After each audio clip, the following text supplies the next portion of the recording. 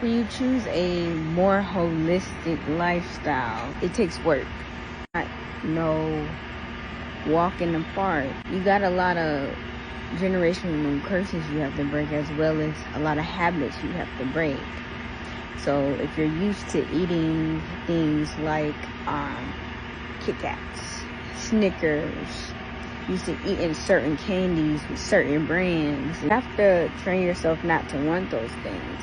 When I first started to be spiritually awakened and my third eye opened is when I stopped eating pork.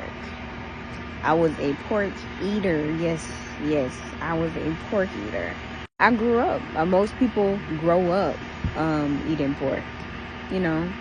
And if you watching me and you still eat pork, this is a sign to stop eating that bullshit. Stop eating it, because that stuff is not good for you. I got a family member right now that has leukemia cancer, but he cannot stop and put down that pork. He don't want to stop eating the pork. And it takes a lot of, especially if you've been eating it for years, it takes a lot of courage, a lot of things you got to let go to stop eating that type of stuff.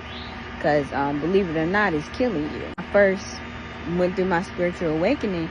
I would say I stopped eating pork 5 months, and I realized like a lot of stuff. Like I started to wake up.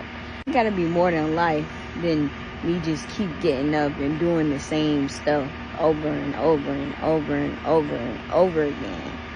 So yeah, once I stopped eating pork and stopped drinking sodas, who calcify your pineal gland and the candies, Snickers, Kit Kats, those name brands, Nerds. I used to love Nerds.